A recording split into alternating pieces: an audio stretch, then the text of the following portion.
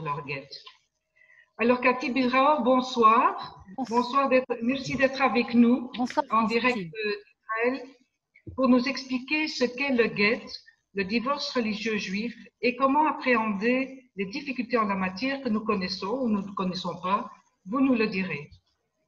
Alors une toute première question, Cathy, si vous me permettez, c'est quoi le guet? Pourquoi est-il aussi douloureux et y a-t-il toujours eu des problèmes de guet? Francine, vous me posez beaucoup de questions à la fois. Je vais commencer par la première. Le guet, c'est le divorce juif, en fait. C'est ça que ça veut dire, le guet. Et c'est une...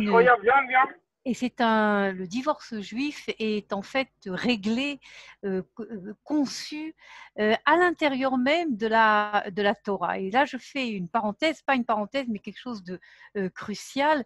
Le monde juif est le seul monde spirituel qui, à la fois, a encensé le mariage, considéré comme la liaison dans les kiddushin entre un homme et une femme était cruciale et basée, presque j'ai envie de dire, l'histoire du peuple juif. Mais dans cette même Torah, vous avez également la possibilité de faire éclater ce mariage juif, de mettre fin à ce mariage juif.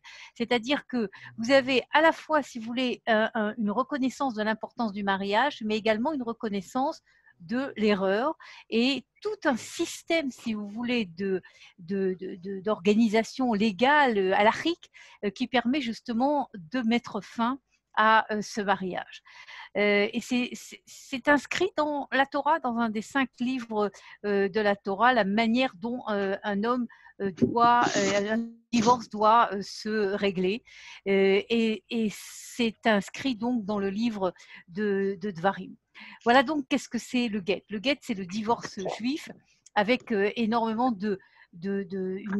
quelques phrases. Hein. Il y a 7 mots dans la Torah, mais ensuite, vous avez dans le Talmud énormément, et ensuite dans tous les écrits bibliques, énormément d'écrits, des milliers et des milliers de livres de savoir comment on divorce. Voilà donc pour répondre à votre première question, le guet. Maintenant, pourquoi c'est un sujet crucial, le guet, un sujet douloureux? Parce que dans la Torah, le guet doit se donner d'une manière unilatérale. C'est-à-dire que dans la Torah, il est écrit noir sur blanc, si je puis dire, qu'un homme doit donner de sa propre volonté le guet. Et qu'est-ce qui se passe lorsque l'homme ne veut pas donner ce guet de sa propre volonté? C'est là que naissent les problèmes dont on va parler ce soir. Maintenant, pour répondre à votre question précise, vous me disiez, est-ce que ça a toujours existé? Oui, ça a toujours existé. Et j'ai même envie de dire que dans le passé, c'était encore beaucoup plus compliqué qu'aujourd'hui. Je vous donne juste un exemple qui a été à la une de l'actualité israélienne il y a à peu près 1 mois et demi, dans les archives qui ont été retrouvées et analysées par israélienne, a été retrouvée une archive du ghetto de Varsovie, dans lequel, donc dans tout le drame historique que vivait qu'on vivait dans le ghetto de Varsovie, voilà qu'un rabbin écrit une lettre à des autorités rabbiniques en Israël du ghetto de Varsovie pour essayer de trouver la solution juste dont le mari avait disparu. Et ce rabbin du ghetto de Varsovie demande l'aide à des rabbins en Israël, en Eretz Israël à ce moment-là, à savoir est-ce que vous pouvez connaître cet homme, est-ce que vous pouvez le trouver. Juste, je donne cet exemple parce que c'est très poignant et de montrer, et c'est sûr qu'il y a encore énormément de lettres, pour montrer que de toujours, le problème, si vous voulez, du guet et du refus de guet ou de l'homme qui disparaît et on ne sait pas où il est, donc il ne peut pas donner le guet, ça a toujours accompagné l'histoire juive. Aujourd'hui, pourquoi c'est un sujet qui soulève énormément d'intérêt? Parce que le statut de la femme a évolué. Et ce qui était acceptable il y a 1000 ans ou il y a 100 ans, aujourd'hui, c'est plus acceptable, d'où justement le débat public, si vous voulez, autour de l'affaire du divorce juif, du guet. Maintenant, la situation en Israël est la suivante. Donc, un peu d'histoire. En Israël, les couples juifs n'ont pas le choix. Selon la loi d'Israël, tout mariage et tout divorce doit passer par le rabbinat. Le mariage civil n'est pas une option. Comment les orthodoxes ont-ils obtenu cette espèce de monopole hors de la juridiction ordinaire? et quel rôle aujourd'hui la Knesset ou la Cour suprême peuvent-elles jouer dans cette problématique? Alors, en Israël, le droit familial est géré par les tribunaux rabbiniques, ok, à la base. C'est-à-dire que ce qui avait été décidé du temps même de Ben Gurion, c'est que tout ce qui était droit familial était géré par les tribunaux de l'origine religieuse de la personne. Vous êtes juif, vous allez au Beddin, vous êtes arabe, musulman, vous allez devant la loi de la charia, vous êtes chrétien, etc., etc. Et c'est ce qui a été décidé à l'origine. Donc, en ce qui concerne le droit, le get, le divorce, si vous voulez, la cérémonie même du get, c'est-à-dire la remise du divorce de l'homme à la femme, cette cérémonie-là, c'est l'exclusivité du tribunal rabbinique, du Beth Din, okay, du tribunal rabbinique. Mais au fur et à mesure des années, depuis la création de l'État d'Israël, il y a eu une volonté du législateur et également d'une certaine pression publique de dire ne laissons pas toute l'exclusivité au tribunal rabbinique sur l'histoire du divorce. Et ok, ils ont l'exclusivité du get, mais tous les détails, si vous voulez, du divorce, qui est les conditions du divorce, c'est-à-dire la pension alimentaire, la répartition du patrimoine, etc., la garde des enfants, le couple qui veut divorcer peut avoir le choix entre le tribunal rabbinique et le tribunal civil des affaires familiales, si vous voulez. Et donc, il y a une sorte, si vous voulez, de compétition de compétences qui est très problématique d'ailleurs pour des avocats comme nous quand on gère ce type de dossier, parce qu'il y a une concurrence, ce qu'on appelle la concurrence des compétitions, une compétition de la concurrence, de la compétence, une compétition de la compétence, et qui est en général de plus en plus, si vous voulez, il y a une tendance, le tribunal rabbinique, de prendre l'importance. Mais ça, c'est sur l'organisation du divorce. Mais c'est vrai que sur le divorce en tant que tel, le get, c'est l'exclusivité du tribunal rabbinique. Alors, pour répondre à votre question, comment ça se fait, comment on en est arrivé là, non seulement comment on est arrivé là, mais à mon avis, ça va durer encore très longtemps parce que vous avez une situation où le monde orthodoxe, c'est vrai que c'est très différent aux États-Unis, mais en Israël, le monde orthodoxe est largement majoritaire. C'est-à-dire que ce n'est pas seulement le monde orthodoxe, ce n'est pas seulement les ultra-orthodoxes. Vous avez aussi des gens qui sont traditionnalistes et qui se sentent beaucoup plus proches du monde orthodoxe, c'est-à-dire ce qu'on appelle le Shulchan Arour, la halacha du Shulchan Arour, que par exemple les tendances réformistes ou conservatrices, etc. Et donc, c'est cette tendance-là qui prédomine en Israël, et c'est par le Beth Din, par le tribunal rabbinique, que les choses se passent avec, on va en parler évidemment, des phénomènes qui sont problématiques dans certains cas, parce que c'est vrai qu'ils ont l'exclusivité et que souvent ça va en contradiction avec la liberté de la femme ou certains droits de la femme, etc. Mais c'est aujourd'hui la réalité. Il y a eu dernièrement un sondage qui avait été fait il y a à peu près au mois de juin, si les souvenirs sont bons, sur l'opinion du public, et malgré toutes les critiques que l'on peut avoir sur les tribunaux rabbiniques, la grande majorité des Israéliens étaient pour garder cette exclusivité aux tribunaux rabbiniques. Pourquoi? Parce que si vous commencez, si vous voulez, à séparer, à enlever cette exclusivité du tribunal rabbinique, un grand risque, et que un des grands risques en tout cas, c'est que il y ait en fin de compte une halakha, une décision halachique qui se contredisent, et des grands problèmes après pour permettre des mariages, etc. Et donc aujourd'hui, vous avez en effet une exclusivité du tribunal rabbinique qui est contrôlé par l'orthodoxie juive pour décider les questions de divorce. Bon, maintenant, comme vous dites, à l'époque, on en parlait moins, les choses se passaient de manière différente, le monde a évolué.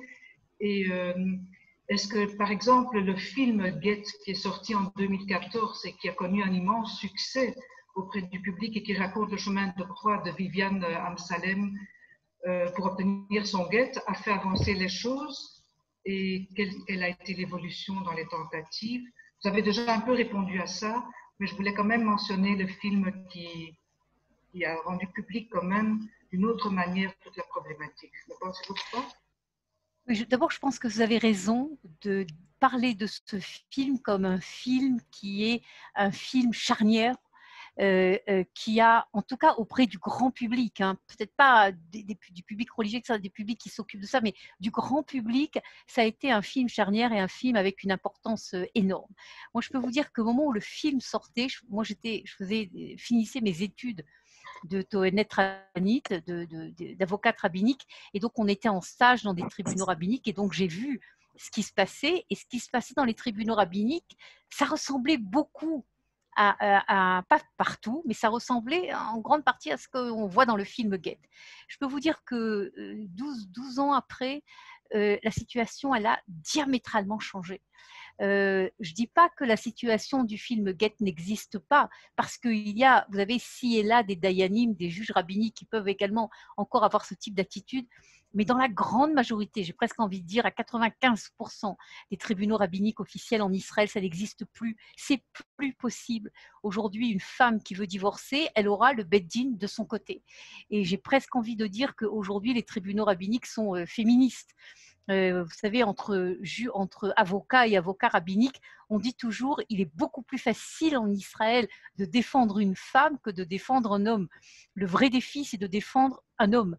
Dans beaucoup de cas, je peux vous le dire par expérience, il y a véritablement une mobilisation depuis quelques années des tribunaux rabbiniques pour mettre fin à ce qui a été la réalité pendant des années où une femme voulait divorcer et on ne lui donnait pas, c'est exactement le film Get.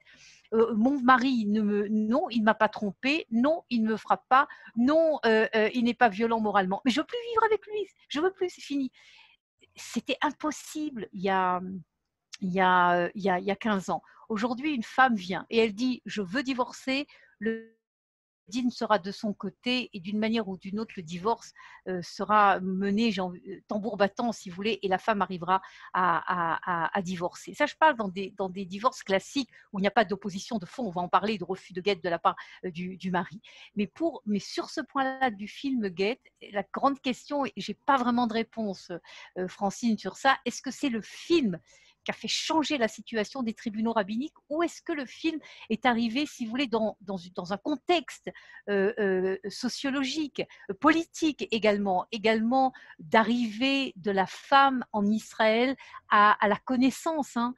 Il y a une révolution véritablement du statut de la femme en Israël, de son rapport avec le monde juif, de son rapport avec l'accès à l'étude du Talmud, de la Torah.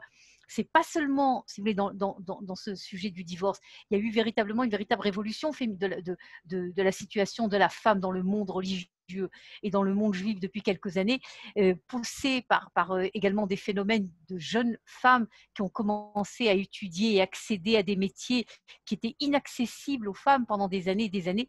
Et donc, si vous voulez, tout ça, et peut-être également le film Get a eu une influence sur les juges rabbiniques, mais en tout cas, de facto, aujourd'hui, la situation dans les tribunaux rabbiniques en Israël, elle est beaucoup, beaucoup plus positive que ce qui était il y a 15 ans en Israël. J'ai presque envie de vous dire qu'elle est même beaucoup plus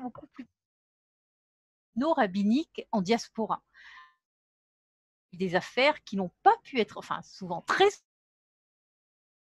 n'ont pas pu être réglées par des tribunaux rabbiniques, que ce soit aux États-Unis, dans le monde entier, et en Israël, il y a beaucoup plus d'ouverture, il y a beaucoup plus de manières d'aborder, de trouver une volonté de trouver des solutions, et je crois que c'est un point important d'évolution. Évidemment, il y a encore beaucoup à faire, hein. Je ne veux pas dire que tout est rose, loin, loin, loin de là, mais on a beaucoup, beaucoup évolué dans les tribunaux rabbiniques israéliens comparé à la situation au moment du film Get. Alors, je bifurque un tout petit peu là sur autre chose, parce que vous êtes bien sûr la preuve vivante que le rôle de la femme est en train de changer. D'après votre métier était impossible il y a aussi, je pense, 20 ans. C'est-à-dire que, comme la femme juive est psoula laedut, c'est-à-dire qu'elle est interdite de témoigner, il était impensable il y a des années que vous feriez le métier que vous faites maintenant, c'est-à-dire avocate, en tant que femme avocate au tribunal rabbinique. Comment a été résolue cette contradiction chez vous en vue de votre métier? Oui, c'est pas seulement chez moi, ça a été une décision il y a 25 ans. il y a des femmes qui ont demandé d'être avocates rabbiniques devant les tribunaux. Et on leur a refusé, on leur a dit non, vous ne pouvez pas être Tohénet rabbinite, il y a des Tohen rabbinites, des avocats rabbinites, vous pouvez pas. Pourquoi vous pouvez? Pourquoi je ne peux pas?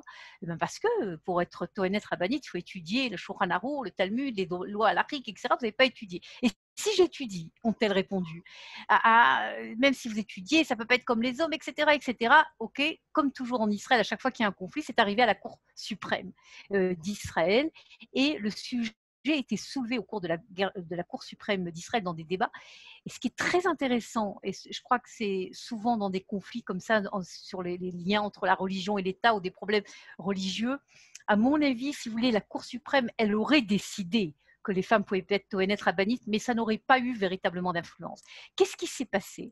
C'est le rabbin Ovadia Yosef, okay, un des principaux autorités rabbiniques séfarades, qui s'est levé et qui a dit, avec beaucoup de courage, contre beaucoup d'autres autorités rabbiniques, en disant, pourquoi pas, si véritablement des femmes étudient et arrivent au même niveau que les hommes, il faut qu'elles arrivent au même niveau que les hommes au niveau de leur connaissance de la halakha, c'est clair.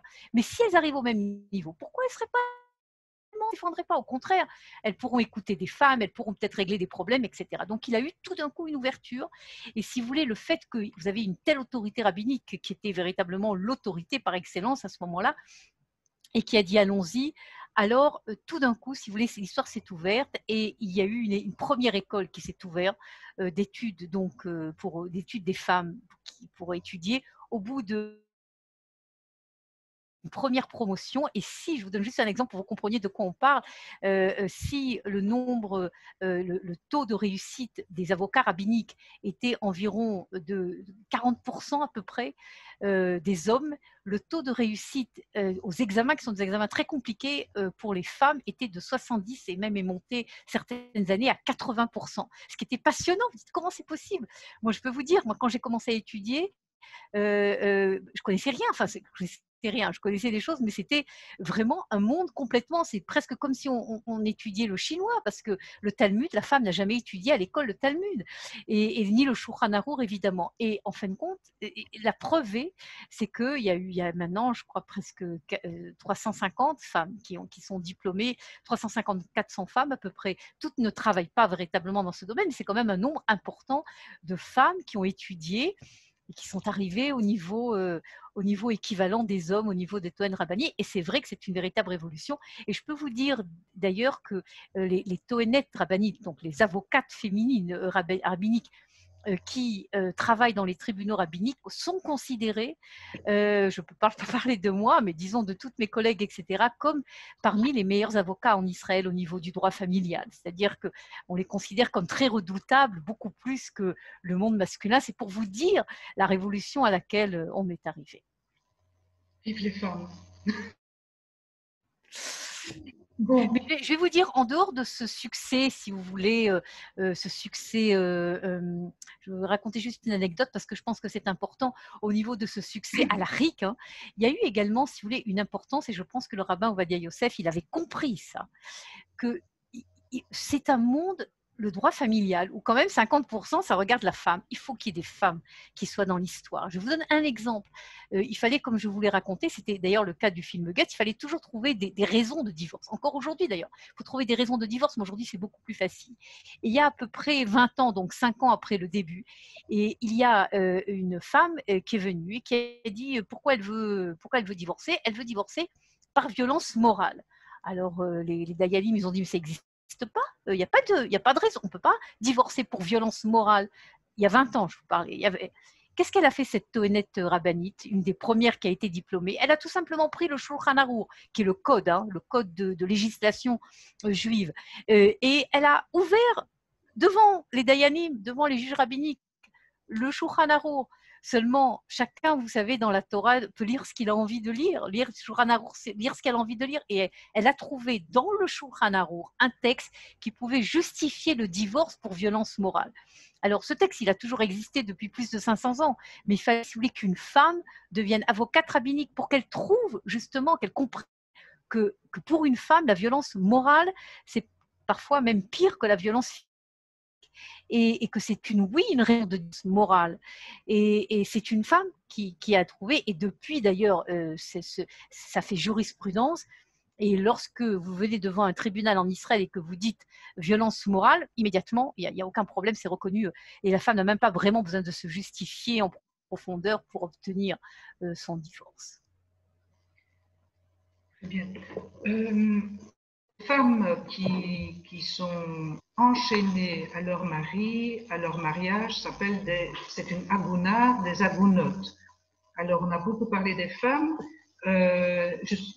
mais que se passe-t-il quand un homme, c'est ça?